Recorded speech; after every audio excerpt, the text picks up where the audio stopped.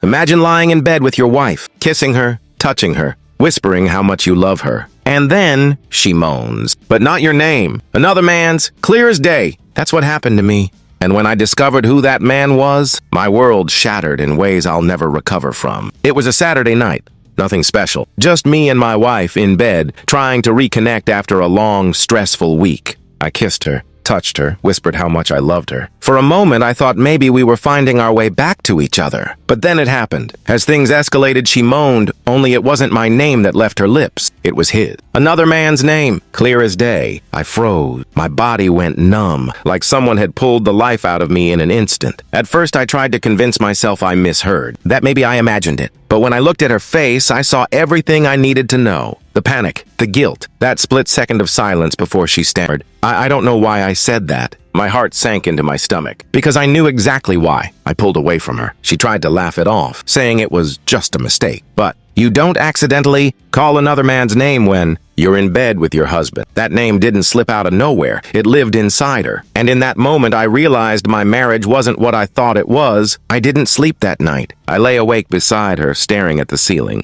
listening to the sound of her breathing. On the outside, she looked peaceful, but inside me, everything was burning. I kept replaying it in my mind. The sound of his name, the way her eyes widened when she realized what she had done, the way she quickly tried to cover it up. I wanted to shake her awake and demand answers right then and there. But something in me told me to wait, to be sure, to find out the truth on my own before I gave her the chance to twist it. So I lay there, my chest tight, wondering who he was. Was he someone from work? A stranger? A friend? Every possibility cut deeper. I thought about all the times she'd been distant lately. The late nights at the office. The moments she seemed distracted even when she was with me. I'd brushed it off as stress. But now I wondered if the truth had been staring me in the face all along. By the time the sun rose, I knew one thing. I couldn't let it go. I had to find him. The next day, she went out to run errands. That was my chance. With shaking hands, I picked up her phone. I felt like a criminal in my own home, snooping through my wife's life. But I told myself I had no choice. She'd forced me here. At first, I found nothing. Just group chats, family messages, casual conversations. I almost started to believe maybe I was paranoid. But then I checked her emails, and that's where I found him. The man she thought about when she was with me. A coworker. His name lit up on the screen like a scar I couldn't ignore. Their messages left no doubt. She wrote to him, "I dream about you at night. I wish it was you instead of him." Another, "Last night I almost said your name out loud. It scared me, but also, it excited me. My stomach twisted." Those weren't the words of a woman who was just stressed. She wasn't just fantasizing. She was emotionally his. Long before I ever heard that name in my bed, I sat there reading message after message until my eyes blurred with tears. But one detail gutted me more than the rest. I knew this man, not just as a random coworker. He was at our wedding. I remembered his face clearly, smiling, drinking, toasting to our forever. He even shook my hand and told me I was a lucky man. All the while, he was already creeping into my wife's heart. That realization broke me. This wasn't just betrayal from her. It was betrayal from someone who had stood beside me, who pretended to be happy for us, who played the role of a friend while secretly wanting everything I had. I wanted to punch a wall, to drive to his house and rip him apart. But I sat there paralyzed, holding the proof in my hands. The woman I loved had given her heart to someone else, and it wasn't even hidden in the shadows anymore. It was right there in her words, her fantasies, her slip of the tongue. And no matter how much I wanted to deny it, I couldn't escape the truth. She was mine in name only. In every other way,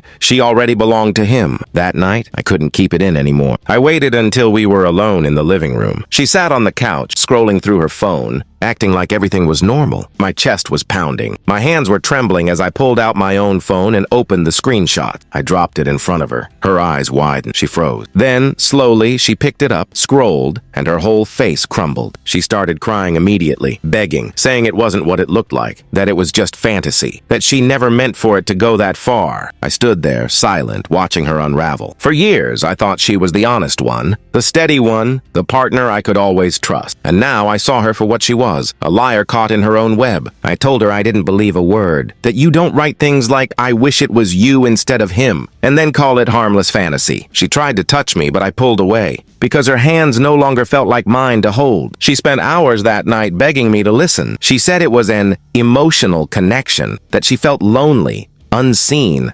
unwanted, that he was just someone who made her feel alive again. I wanted to scream at her. What about me? What about the nights I stayed up working so you wouldn't have to worry about bills? What about the times I held you when you cried? What about the love I poured into this marriage while you poured yourself into another man? But I didn't scream. I just sat there, cold, silent, letting her words bounce off me like raindrops on stone. The more she spoke, the more I realized it didn't matter what excuses she made. The truth was already burned into my brain. She had chosen him in ways that mattered most. I wasn't enough for her. And no apology, no tears, no desperate promises could erase the fact that when she lay in my arms, she was living in his. In the days that followed, I couldn't look at her the same way. She tried to act normal. She cooked dinner, asked about my day, even reached for me at night. But every time, all I heard was his name echoing in my head. Every time I looked at her, I saw the messages. I felt trapped between two choices. Expose them, burn it all down, tell the world who they really were, or disappear. Walk away quietly. Let them destroy each other without me wasting another ounce of energy on them. Both options felt like losing. I thought about confronting him, but what would that accomplish? He knew what he was doing. He wanted her, and he had her. I thought about shaming her publicly, but then I imagined the humiliation, the pity in people's eyes. I didn't want to be the man whose wife belonged to someone else, so I stayed quiet, and the silence suffocated me. For the first time in my life, I questioned everything. Was I not enough? Was there something wrong with me?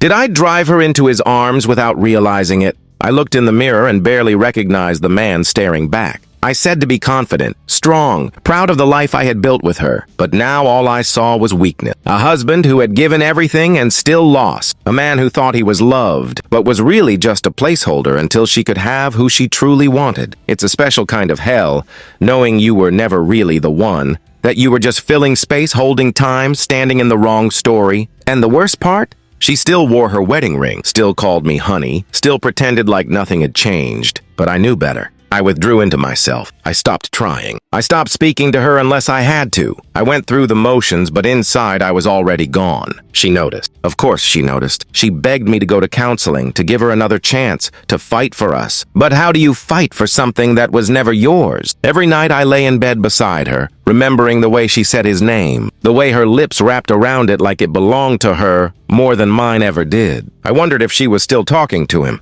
if she thought about him when I wasn't looking. If she wished every kiss, every touch, every moment was really his. That thought destroyed me more than anything else, because deep down I already knew the answer. And here I sit now staring at the ruins of my marriage, asking myself one question. Did I ever really have her?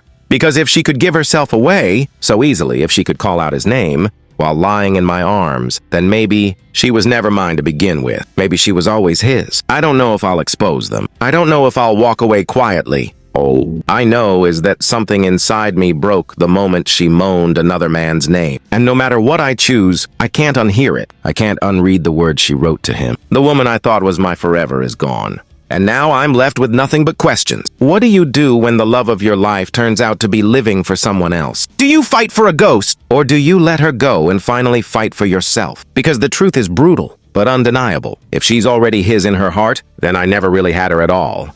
When love turns into betrayal, sometimes the hardest truth to accept is that the person you cherished was never really yours. What would you do if your partner called out another name in your arms?